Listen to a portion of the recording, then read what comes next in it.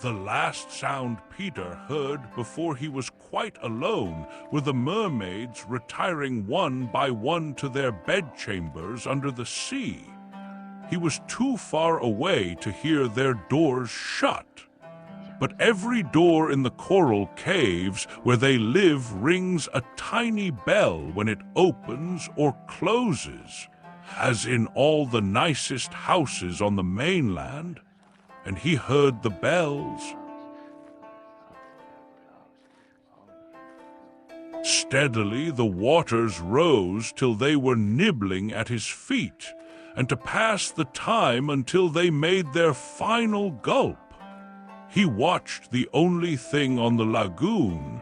He thought it was a piece of floating paper, perhaps part of the kite, and wondered idly how long it would take to drift ashore. Presently he noticed as an odd thing that it was undoubtedly out upon the lagoon with some definite purpose, for it was fighting the tide and sometimes winning, and when it won, Peter, always sympathetic to the weaker side, could not help clapping. It was such a gallant piece of paper.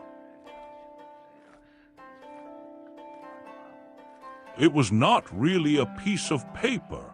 It was the Never bird making desperate efforts to reach Peter on the nest by working her wings in a way she had learned since the nest fell into the water.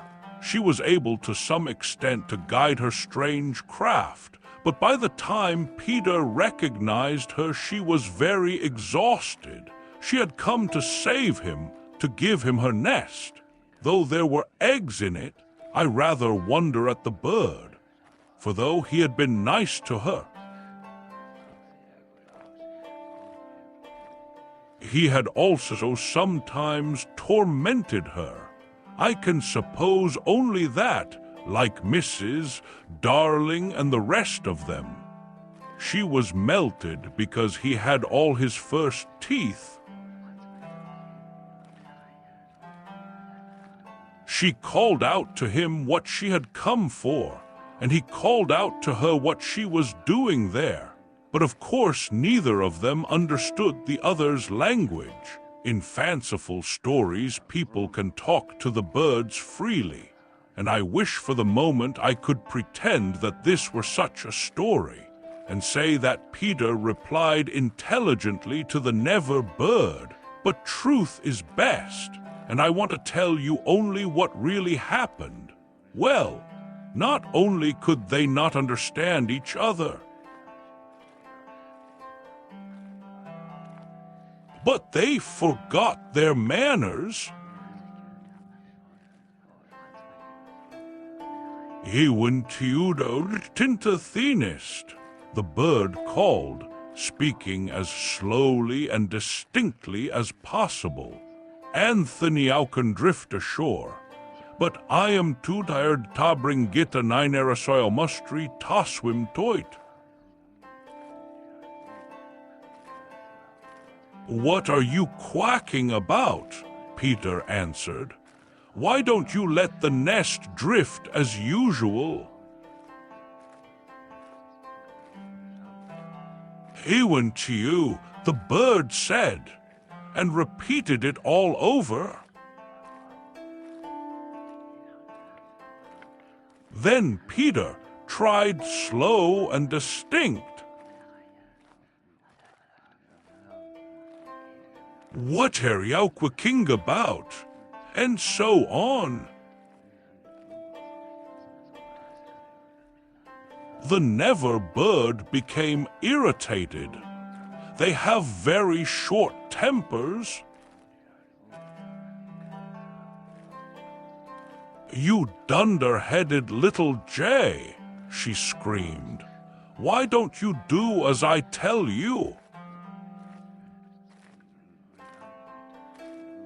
Peter felt that she was calling him names, and at a venture he retorted hotly.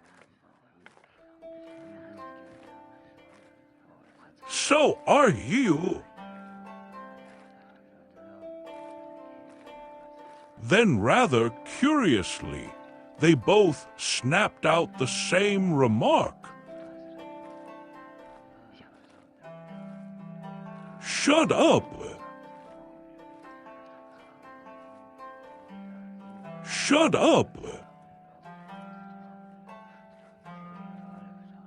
Nevertheless, the bird was determined to save him if she could, and by one last mighty effort she propelled the nest against the rock.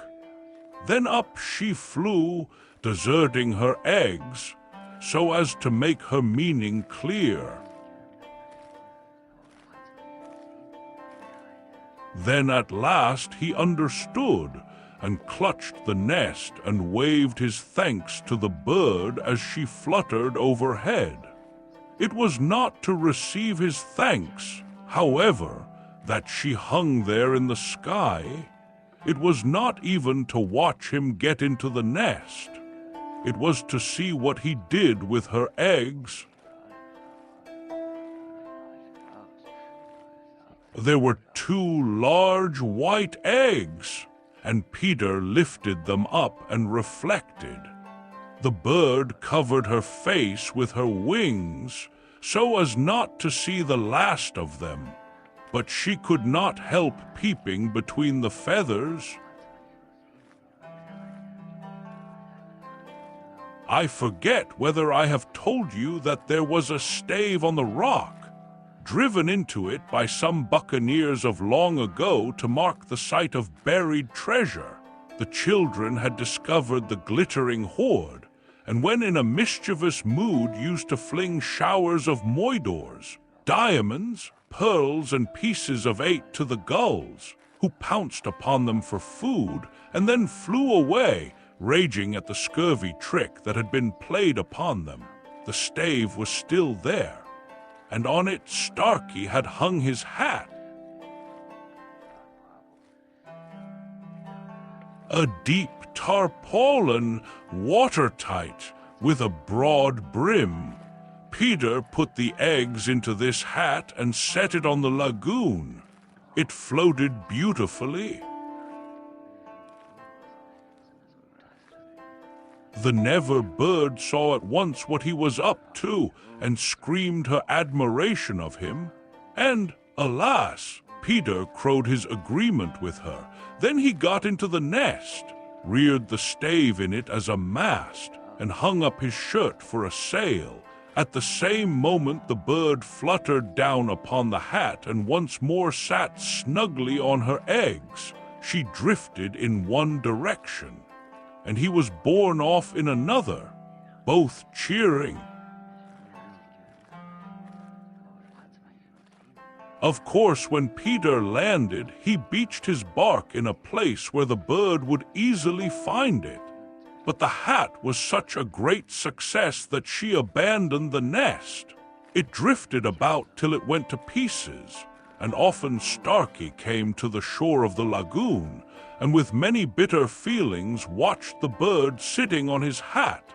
As we shall not see her again, it may be worth mentioning here that all Never birds now build in that shape of nest, with a broad brim on which the youngsters take an airing. Great were the rejoicings when Peter reached the home under the ground almost as soon as Wendy, who had been carried hither and thither by the kite. Every boy had adventures to tell, but perhaps the biggest adventure of all was that they were several hours late for bed. This so inflated them that they did various dodgy things to get staying up still longer, such as demanding bandages. But Wendy, though glorying in having them all home again safe and sound, was scandalized by the lateness of the hour and cried, "To bed! To bed!" in a voice that had to be obeyed. Next day, however, she was awfully tender, and gave out bandages to everyone. And they played till bedtime at limping about and carrying their arms in slings.